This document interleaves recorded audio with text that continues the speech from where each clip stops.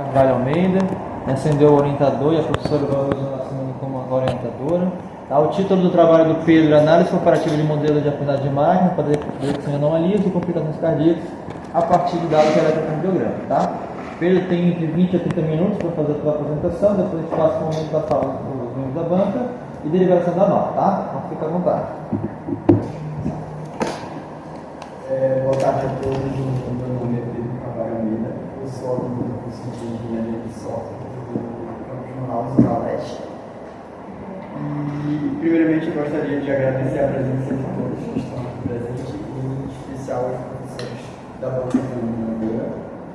E hoje eu vou apresentar a minha defesa de projeto intitulada Análise Comparativa de Modelos de Aprendizado de Máquina para a detecção de anomalias e complicações cardíacas a partir de dados de eletrocardiograma. Essa apresentação ela é composta pela primeira etapa, que é a introdução, seguida do referencial teórico, metodologia, os resultados e discussão, e finalizando com a conclusão seguida das referências. Após a pandemia da Covid-19, muito se falava sobre doenças cardiovasculares. Mas um dado importante, que tem até um peso, que foi no ano de 2016, a OPAS, que é a Organização Pan-Americana de Saúde, junto com a OMS, Organização Mundial de Saúde, que é a principal fonte de informações relacionada à saúde do mundo, ela informou que 31% das mortes globais que aconteceram naquele ano de 2016 eram decorrentes de doenças cardiovasculares. E junto a isso, um fato bem importante que foi divulgado recentemente, no ano de 2022, pela densidade Demografia Brasileira Médica, ela apontou que o estado do Amazonas ele possuía o menor quadro de cardiologistas no Brasil. E o estado do Amazonas é considerado um dos maiores estados do Brasil e possuir o menor quadro de cardiologistas é um fato muito preocupante. Eu coloquei 103, mas é 123 cardiologistas e esses cardiologistas não é só para atender a cidade de Manaus, sim para atender os mais de 60 municípios que contém o estado do Amazonas. E o diagnóstico de eletrocardiogramas, ele é uma atividade que não é algo simples, não é algo que qualquer pessoa olha e consegue fazer essa análise, e ele encontra alguns desafios. E, por exemplo, em regiões que não tem essa quantidade de cardiologistas, ele vai encontrar assim, um grande problema. Como que nós vamos rodar tantos exames de eletrocardiograma em uma região com tão poucos cardiologistas? E ele é um exame que ele é muito suscetível a erros, ele tem uma sensibilidade muito grande, então não pode ser feito de qualquer jeito, tem que ter aquele olhar do especialista ao analisar esse tipo de exame. Então, essa falta de cardiologistas, com essa questão da sensibilidade, desses critérios que precisam, ele acaba sendo responsável pelo alto índice de mortalidade de doenças cardiovasculares. Dentro desse estudo de eletrocardiogramas com aprendizado de máquina, surgem também os desafios que são analisar esses padrões complexos. Porque um traçado de ECG não é algo pequeno, são milhares de informações. Então, para analisar em poucos segundos é necessário ter muita experiência no assunto ou até mesmo utilizar alguma técnica. E além de compreender essa complexidade, é necessário também analisar que só reduzir a quantidade para realizar esse diagnóstico pode provocar sim, diagnósticos errados ou fazer um tratamento inadequado pela pessoa, ou até mesmo analisar de forma tão rápida e não identificar se aquele paciente realmente está doente ou não. E com isso, esse trabalho vai se propor a detectar esses tipos de padrões complexos que existem no traçado de eletrocardiograma além de classificar esses padrões em arritmias ou qualquer outro tipo de doença de forma automática, com um objetivo de agilizar esse processo. Em vez de precisar de um profissional da saúde, ele conseguiu utilizar algum sistema que já faz esse processo de forma automatizada. Assim, até melhorando os defeitos para iniciar um tratamento, por exemplo, de um paciente que está no interior do estado do Amazonas. Para essa pesquisa, tem um objetivo geral que é investigar e comparar a eficácia de modelos de aprendizado de máquina na detecção de arritmias cardíacas a partir de dados de eletrocardiograma, visando contribuir para o desenvolvimento de métodos precisos e automatizados no diagnóstico cardíaco. E para isso foi definido 3 objetivos específicos, que é investigar no estado da arte métodos e técnicas automatizadas utilizando o aprendizado de máquina para a elaboração desses laudos, com uma base de exames de eletrocardiograma, é claro. Organizar uma base de dados de domínio pública que esteja disponível e, a partir desses dados de eletrocardiograma, detectar as anomalias e qualquer outra situação que está identificada no ciclo cardíaco de um paciente.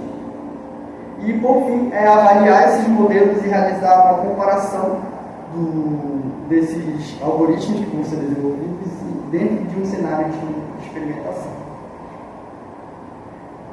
Com os objetivos estabelecidos, esse trabalho ele segue alguns conceitos principais.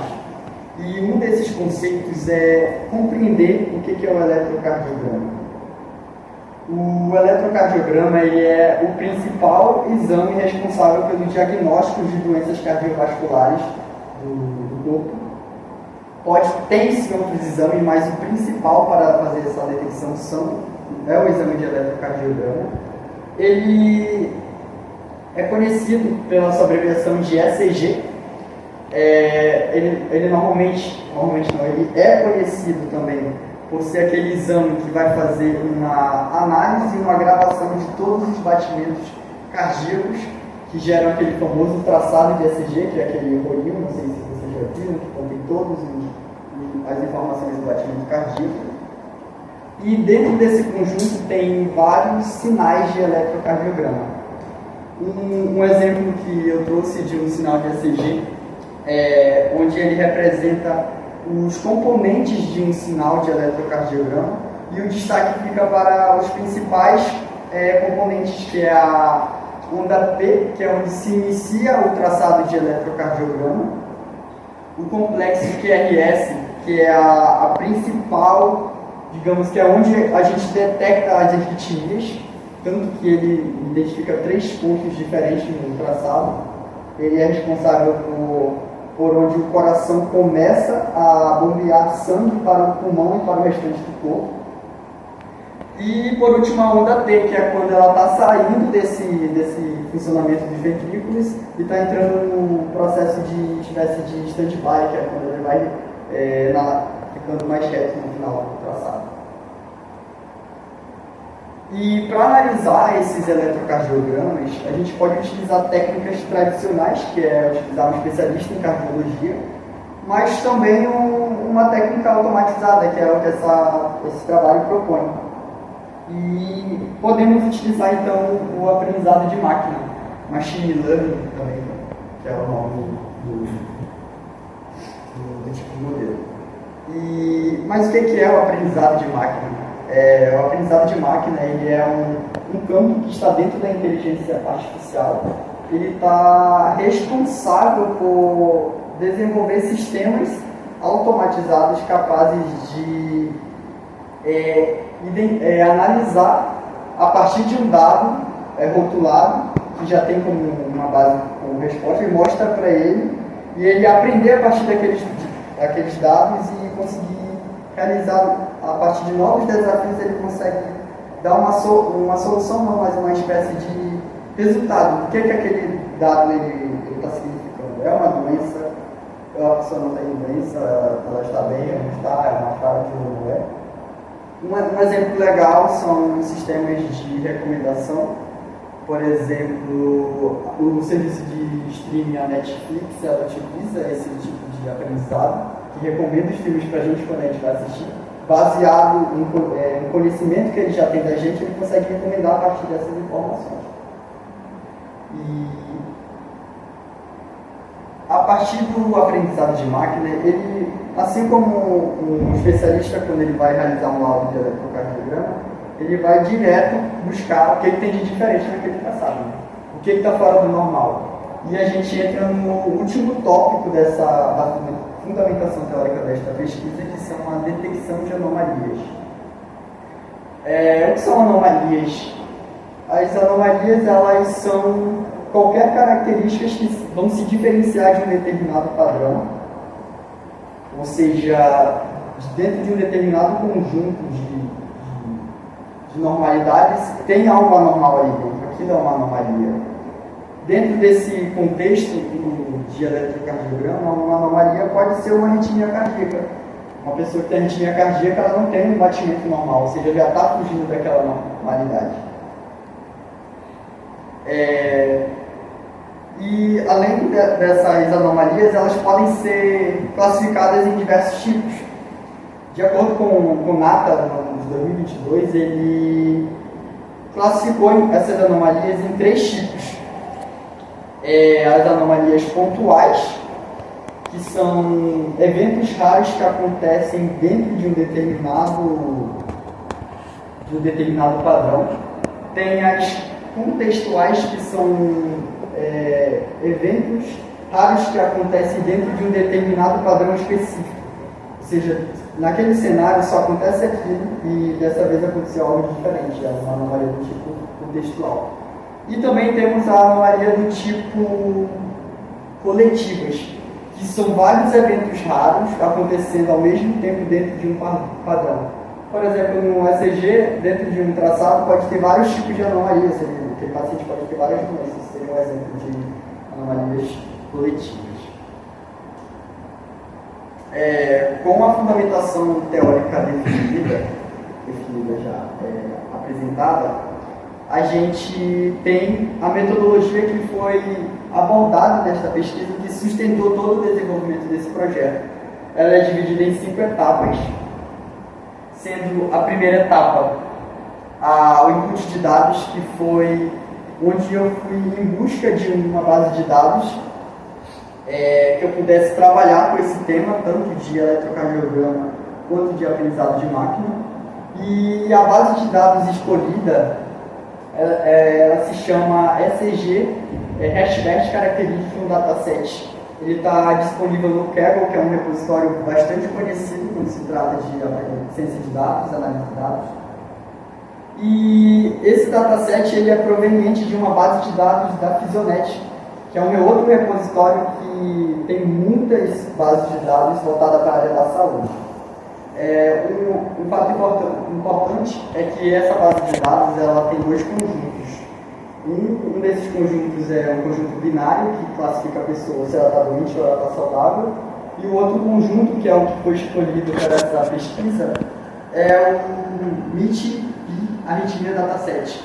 Ele é um conjunto multiclasse, onde ele classifica em diversos tipos de arritmia, e não só se ela está doente ou não.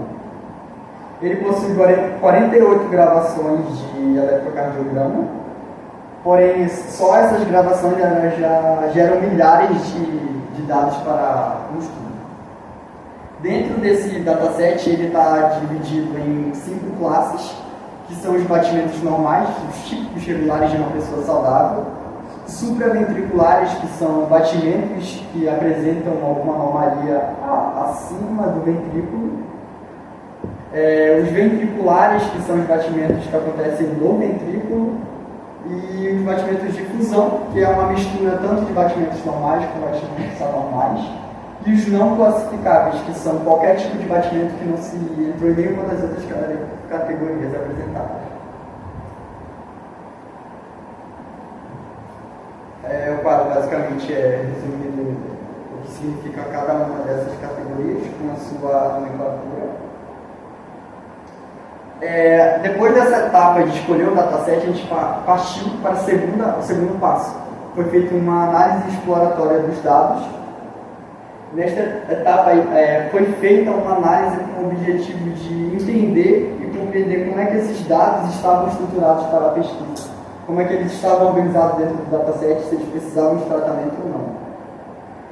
E com essa análise foi identificado que esse dataset ele possuía mais de 109 mil amostras, considerado um valor bem alto de amostras para uma pesquisa, com 188 colunas.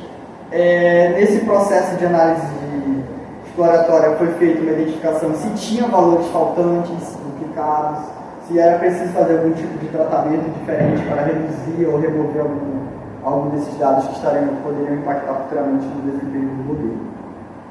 E para trabalhar com esse dataset, eles estavam sendo nomeados por números, as classes. Então, 0 significava um tipo de doença, 1 significava. E para trabalhar melhor com esse tipo de informação, foi feito um processo de nomenclatura, abreviatura desses tipos de classes.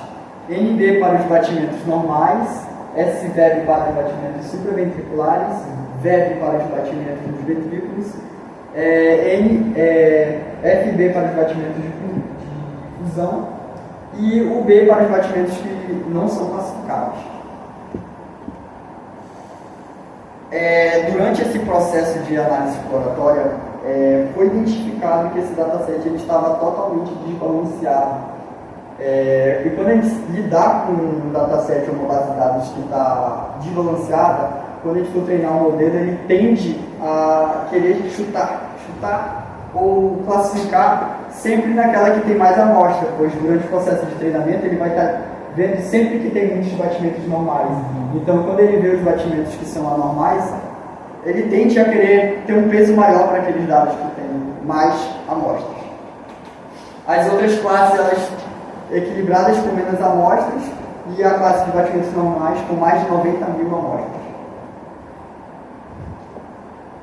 A próxima etapa da metodologia é o pré-processamento desses dados, como eles vão ser preparados para entrar no processo de treinamento. E esse conjunto ele foi dividido, 80% dele foi definido para treino, 20% para testes e 20% da base de treino ela foi separada para uma validação do modelo. E para lidar com aquele desbalanceamento apresentado, foi utilizada uma técnica de balanceamento chamada SMOOT, que é uma técnica de oversample, que ela busca equilibrar a quantidade de amostras. Como as amostras normais elas possuem mais de 90 mil, as outras com menos amostras elas foram criadas amostras sintéticas. Ele cria amostras sintéticas baseadas no que ele já tem, para no processo final ele conseguir equilibrar a quantidade de amostras para que aquele modelo não tenha aquele desequilíbrio. A próxima etapa é onde os modelos vão ser treinados, onde eles vão ser ensinados a laudar os exames de eletrocardiograma. E todo esse processo de treinamento seguiria um pipeline estruturado, principalmente com ajustes de hiperparâmetros, pois esses modelos eles vêm determinados com um padrão específico, e para lidar com os estudos de eletrocardiograma houve uma técnica de buscar os melhores parâmetros para conseguir os melhores resultados desses algoritmos. A técnica que foi usada foi a Random Search, que ela busca dentro de uma determinada grade de parâmetros já pré-definida, ele busca os melhores parâmetros para aquele determinado algoritmo em um determinado experimento. E os algoritmos escolhidos foram KNN, Random Forest, XGBoost e o LightGBM. Esses algoritmos eles foram selecionados também devido a outras pesquisas que já tinham sido abordadas dentro da área, como também a sua características de lidar com diferentes tipos de dados. O KNN, por ser um modelo mais tradicional, ele consegue também se enquadrar em diversos tipos de contextos. Os outros modelos são... O Random Forest também é considerado um modelo tradicional, E os diagnósticos Light GBM eles trabalham com uma biblioteca um pouco diferente, mas seguindo contextos de floresta aleatória.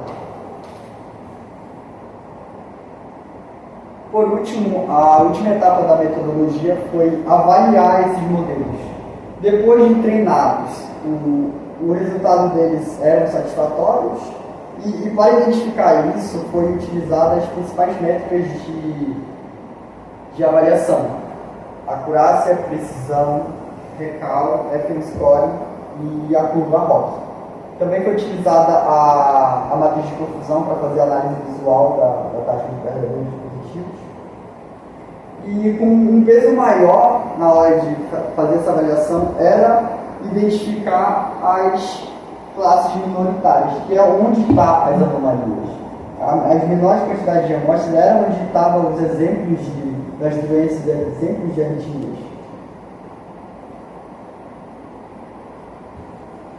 E para realizar esse processo, a gente seguiu uma configuração de experimento, onde foi utilizada a plataforma gratuita do Google, que é o Google Colab, que fica disponível na web, qualquer pessoa pode utilizar.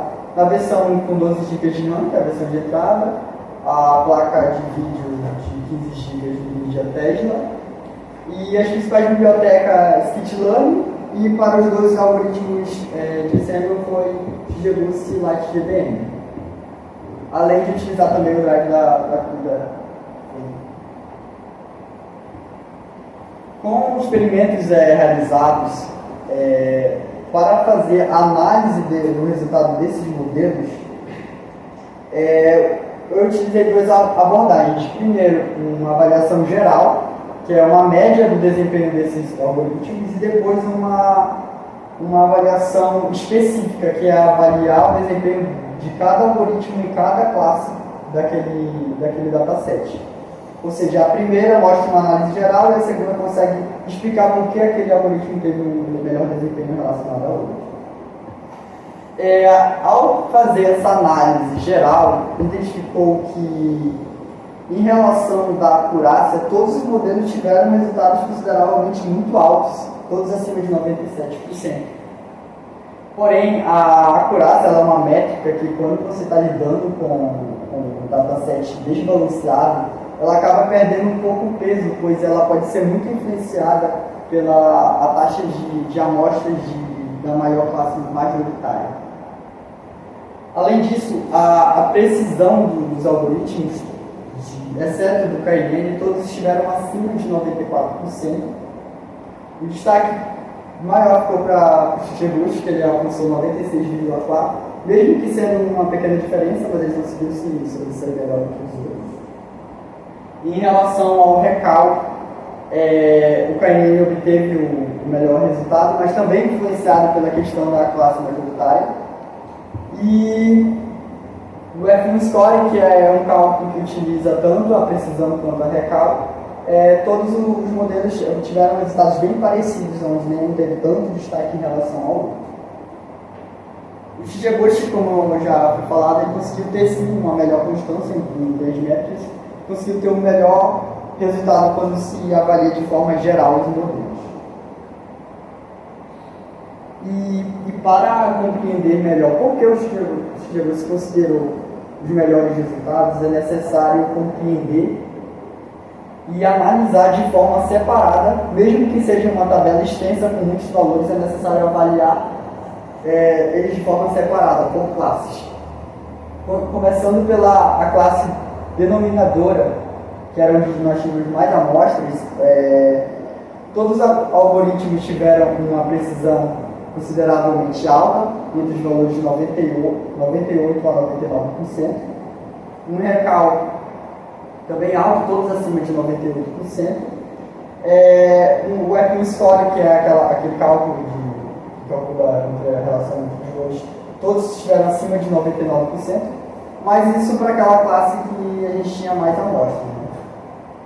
Os batimentos não classificados, eles tiveram também valores bem parecidos com as classes majoritárias, que era onde a maior quantidade de amostras. Todos eles conseguiram um resultado bem parecido, E o destaque maior fica quando a gente vai partir para as classes minoritárias, que é onde a gente encontra as doenças, que é ali onde está o foco da pesquisa, é identificar quando ele está diante de uma doença, ele está identificando ou ele está deixando aquela doença passar. E a gente entra nos batimentos supraventriculares, que é onde o primeiro modelo que teve o pior resultado foi o algoritmo tradicional KNN, onde ele teve uma acurácia de 67%. Em relação às métricas anteriores, ele decaiu muito, ou seja, mostra que quando ele teve que lidar com realmente o fato de identificar uma doença, ele não conseguiu. 67% é uma acurácia muito baixa, principalmente quando a gente está lidando com saúde, né? A gente precisa ter uma precisão muito alta. Quando se trata da métrica recal, todos os 4 modelos eles tiveram um desempenho bem inferior em relação às outras, todos abaixo de 80%. E com o score, destaque para o modelo tradicional Random Forest, que mesmo se tratando de uma técnica mais simples, ele conseguiu estar ali com valores próximos ao LAT-GBM e o XGBoost. Na classe que tem os batimentos que se originam, se iniciam nos ventrículos, o destaque maior ficou na precisão tanto do Random Forest quanto do LAT-GBM e do XGBoost. Novamente, para N ficou abaixo dos outros modelos, ou seja, ele acaba deixando bem claro que ele tem sim uma dificuldade quando a questão dos padrões de identificar algo diferente estão sendo cobrados, ou seja, ele não consegue se manter naquele mesmo padrão. E por fim, onde explica o porquê que o modelo de XGBoost ele teve o melhor desempenho geral. Quando a gente trata dos batimentos de fusão, é onde se encontra o maior desafio para todos esses modelos, porque identificar uma anomalia dentro de um batimento, ele até pode conseguir. Agora, imagina ter que identificar uma anomalia e, ao mesmo tempo, o restante do traçado não ter nenhum tipo de anomalia. São os batimentos de fusão, que é misturar os dois tipos. Ou seja, onde os modelos realmente eles teriam mais dificuldade, e foi o que as métricas mostraram.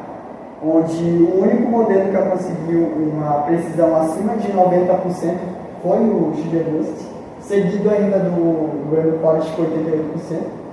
O LAT-GBM, que é um algoritmo mais moderno, conseguiu ficar atrás de um modelo que é considerado tradicional, que é o Random Forest.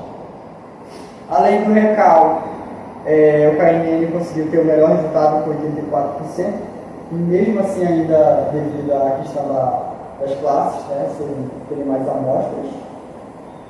E o F-score, onde o Random Forest obteve a melhor taxa de acerto de 81%, seguido de 79% do XGBoost. Além de analisar só números, é muito importante ter uma análise mais visual. E para complementar essa tabela, foi aplicada a matriz de confusão para compreender melhor como que se comportou cada tipo de modelo desenvolvido. Nota-se que todos eles têm um padrão. Quando a gente está fazendo uma análise da matriz de confusão, o principal lugar que a gente olha é a diagonal principal, que é onde está as taxas de acerto dos modelos. E onde está mais destacado de azul é porque onde tinha a maior quantidade de classes, que era a classe de batimentos normais. Ou seja, quando o modelo foi fazer as validações, tinha mais amostras daquele tipo, pois a técnica de desmonte de balanceamento ela só foi aplicada no treinamento, pois se aplicar ela no processo de validar os modelos, ao criar novas amostras sintéticas, pode ser que essas amostras não sejam tão fiéis à configuração de uma pessoa que está doente. Além da matriz de confusão, foi utilizado uma análise com uma curva ROC, que é uma outra abordagem que pode ser utilizada, inclusive ela tem até um peso maior em relação às outras, pois ela trabalha diretamente com a performance do modelo nas taxas de acerto. E olhando assim diretamente a curva ROC, fica bem claro que o modelo KNN ele teve desempenho bem inferior quando se tratou de identificar batimentos de fusão. Enquanto todos os outros modelos conseguiram se manter um padrão na sua estrutura bem parecida, ou seja, os resultados deles foram bem próximos. Quanto mais próximo desse ponto, quer dizer que o modelo conseguiu ter o melhor resultado. E com isso, a partir dos cenários de experimentação e análise dos resultados, podemos compreender que existe um modelo que consegue se sobressair melhor em um determinado contexto, ou seja, cada algoritmo ele tem uma melhor performance dentro de um determinado cenário de experimentação ou dentro de um conjunto. Pode ser que o KNN não seja o melhor algoritmo para analisar laudo de eletrocardiograma, pode ser que nenhum desses modelos podem ser considerados aceitáveis para trabalhar com esse tipo de dados.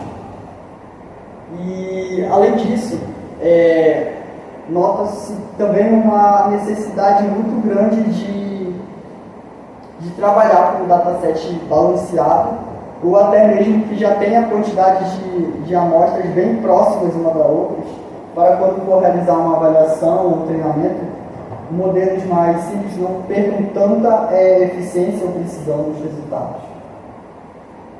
Todos os algoritmos, até dos mais tradicionais como o KNN, mostraram sim que eles podem ser promissores quando se tratando de laudos de eletrocardiograma, que eles podem sim ser utilizados para fazer essa predição de doenças. Mas o destaque maior ficou sim para os modelos baseados na estrutura em seco, como o Strodowski, Latilene e Galupod, que eles seguem uma mesma ideia.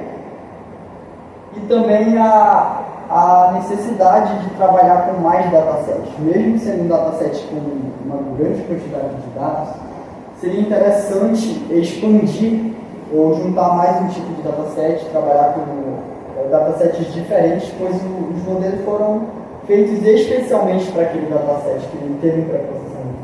Pode ser que pegar os modelos desenvolvidos e aplicar em outro dataset, que os resultados não sejam tão fiéis quanto os que foram apresentados aqui. Para trabalhos futuros, além de explorar novos datasets mais novos, com mais informações, seria interessante até trabalhar com modelos mais modernos, como o aprendizado de máquina, Deep Learning, que é aprendizado profundo, que trabalha até com redes neurais, ou até mesmo diretamente com inteligência artificial para misturar, trabalhar com modelos híbridos, pois os modelos de aprendizado de máquinas, eles são os princípios, foram desenvolvidos lá no início dos estudos, ou seja, já evoluíram bastante até a chegada daqui. Por isso até o fato de escolher modelos mais tradicionais como um pouco de alguns modelos mais desenvolvidos como os Strodowski. Fazer uma combinação desses dois tipos de aprendizado, tanto profundo e de máquina, podem trazer resultados muito mais promissores do que os que foram apresentados aqui. Isso porque trabalhar com detecção de doenças, o erro deve ser o mínimo, não deve nem existir, pois a gente não pode trabalhar com um sistema que ele vai fazer um laudo errado, ou ele vai deixar uma pessoa doente dizer que não tem nada. Ou seja, quanto mais preciso e quanto maior a taxa de acerto desses modelos, melhor será a sua aplicação. E para finalizar essa apresentação, eu gostaria de agradecer ao meu professor orientador Breno Linares pelo apoio durante essa pesquisa que demorou mais de um ano, mas ela saiu. O apoio incondicional em todos os momentos, e também a professora doutora orientadora Vanusa deste projeto que esteve me apoiando, principalmente quando se fala de eletrocardiograma. A minha família, que me deu apoio incondicional também nesses momentos, e aos meus colegas também que estiveram durante esse processo de aprendizado. Obrigado. Palmas.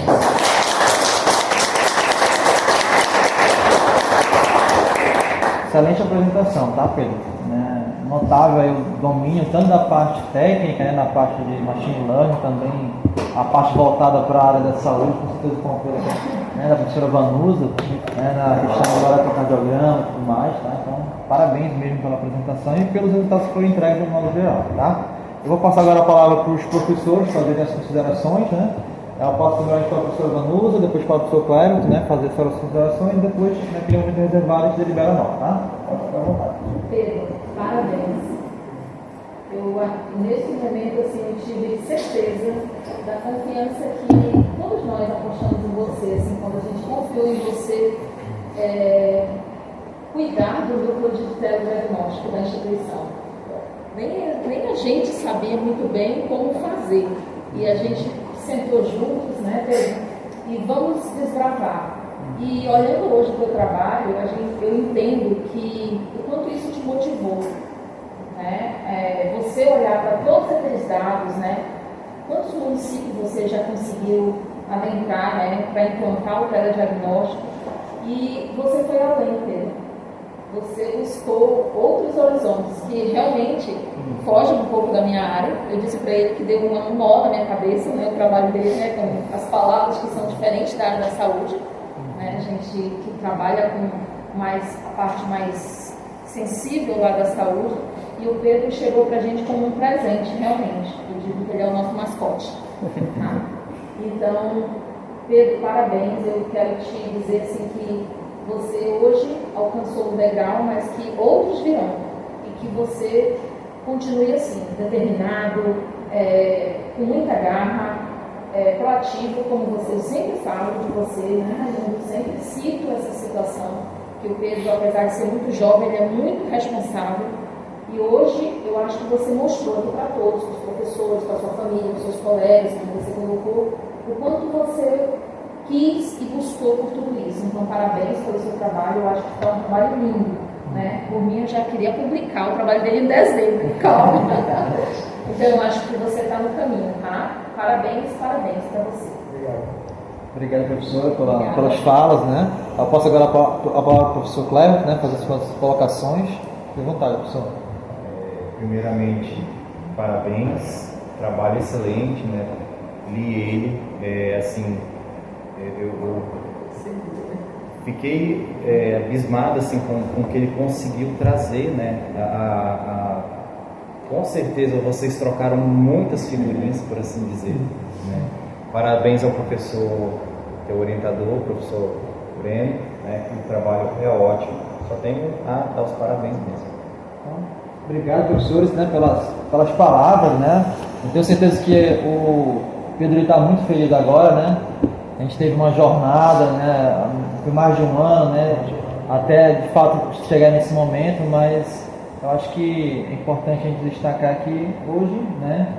A gente finaliza um ciclo, né? Vai iniciar outro, como a professora falou, né? Novos desafios virão, né? Caso você queira exercer a questão da pós-graduação, estricto senso, né? Eu acho que o caminho está aberto para isso.